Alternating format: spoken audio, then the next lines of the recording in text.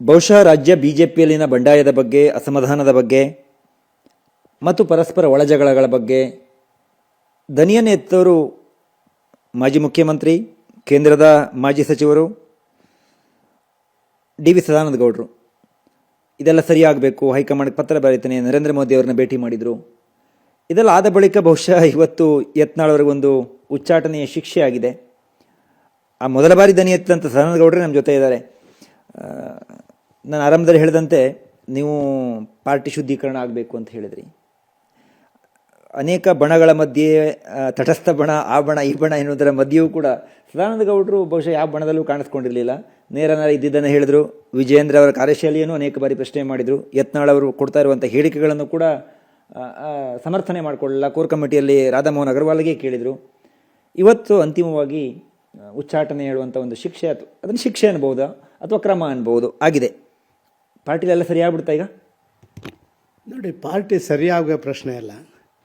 ನಾನು ಬಾರಿ ಹಿಂದೆ ನಿಮ್ಮ ಮಾಧ್ಯಮಕ್ಕೆ ಹೇಳಿದ್ದೆ, ಇದು ಕೋರ್ ಕಮಿಟಿಯಲ್ಲಿ ಹೇಳಿದಂಥ ಮಾತನ್ನು ನಿಮ್ಮ ಮಾಧ್ಯಮಕ್ಕೆ ಹೇಳಿದೆ.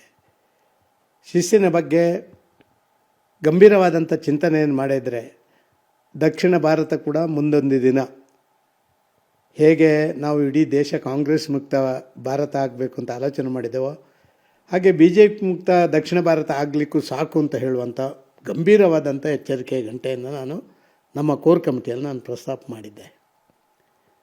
ಆಗ ಒಂದು ಮಾತು ಹೇಳಿದರು, ಹೇಗೆ ಅದು ಬೇರೆ ಬೇರೆ ಸಮುದಾಯದವರು, ದೊಡ್ಡ ಸಮುದಾಯದವರು, ಸಣ್ಣ ಸಮುದಾಯದವ್ರದ್ದು ಅಂತ ಹೇಳುವಂಥ ಮಾತಿತ್ತು. ಆಗ ನಾನು ಒಂದು ಮಾತು ಹೇಳಿದೆ ಅವರಿಗೆ, ನೋಡಿ, ಒಂದು ಮನೆ ಹತ್ರ ಒಂದು ಮರದಲ್ಲಿ ಒಂದು 25 ಕಾಗೆಗಳು ಬಂದು ಸಿಕ್ಕಾಬಟ್ಟೆ ಆ ಮನೆಯಲ್ಲಿ ಕೂತ್ಕೊಳ್ಳಿಕ್ಕೆ ಬಿಡದಷ್ಟು ಗಲಾಟೆಗಳು, ಕಿರಿಕಿರಿಗಳನ್ನು ಮಾಡಿದರೆ ಎಲ್ಲ ಕಾಗೆಗಳನ್ನು ಓಡಿಸ್ಬೇಕು ಅಂತಿಲ್ಲ.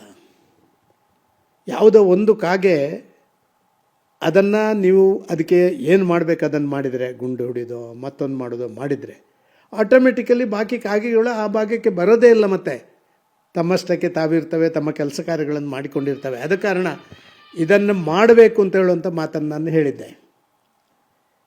ಪ್ರಾಯಶಃ ಅದು ಆಗ್ಬೋದು ಇವತ್ತಿನ ಡಿಸಿಷನ್ನಿಂದ ಅಂತ ನನ್ನ ಅನಿಸಿಕೆ.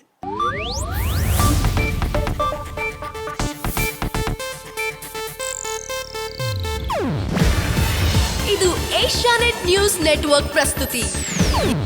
ನೀವು ನೋಡ್ತಿದ್ದೀರಾ ಏಷ್ಯಾನೆಟ್ ಸುವರ್ಣ ನ್ಯೂಸ್.